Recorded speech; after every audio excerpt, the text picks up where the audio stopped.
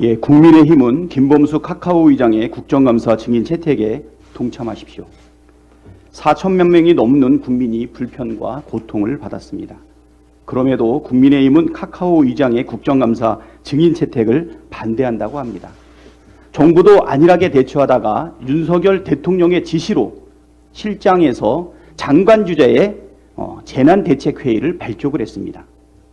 도대체 카카오 의장의 국정감사 증인 채택에 반대하는 이유를 우리는 납득할 수가 없습니다. 혹시 김건희 여사와의 사진 때문입니까? 4천만이 넘는 국민의 피해보다 김건희 여사의 심기 보존이 더 중요한 것입니까? 어제 일로 인해 많은 소비자와 자영업자들이 피해를 감수해야 했고 배송기사나 대리기사들 생계에 타격을 입은 분들도 많습니다. 아직 많은 국민께서 이번 사태와 관련한 많은 의문을 가지고 계십니다. 증인 채택의 명분은 분명합니다. 우리 더불어민주당은 이런 일이 재발되지 않도록 사태 원인에 대해서 철저하게 규명하고 법 제도상 미비점이 없도록 대책 마련에 최선을 다하겠습니다. 국민의힘도 동참하십시오. 10년 만에 기준금리 3% 시대를 맞았습니다. 가계와 기업의 이자 부담을 덜기 위한 시급한 대책이 필요합니다.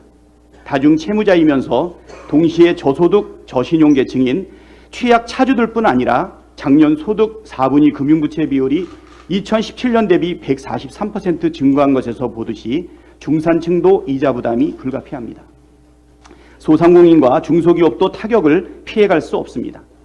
한국은행의 빅스텝 단행으로 인해 영업이익으로는 이자 비용조차 내지 못하는 부실한 상황이 1년 이상 지속되는 한계 소상공인이 124만 명이라는 분석이 있습니다. 지난 9월 말 은행 기업 대출 잔액은 1155조 5천억으로 관련 통계를 작성한 2009년 6월 이후 9월 기준으로 가장 큰 폭으로 증가했습니다. 기준금리가 0.5%포인트 인상되면 가계와 기업의 이자 부담은 12조 2천억 원이 증가하는데 중소기업이 99.6%가 고금리 리스크 대응 방안이 전혀 없거나 불충분하다고 보고 있습니다. 지금은 비상 시기입니다. 정부 차원의 시급한 대책이 꼭 필요합니다. 고금리로부터 취약계층을 보호하기 위한 정부가 적극적으로 정책을 펼쳐야 합니다. 고금리 대출자들이 중저금리 대출로 전환할 수 있도록 서민 금융제도를 대폭 강화하고 취약계층과 기업에 대한 직접 지원도 적극적으로 검토해야 합니다. 정부가 지나친 재정 건전성 집착을 버리고 가계와 기업의 어려움을 해결하는 길에 적극 나서기를 촉구합니다. 국민의힘도 가계부채 3법의 조속한 처리를 비롯한 민생 위기 해결에 적극 협력하기를 바랍니다. 이상입니다.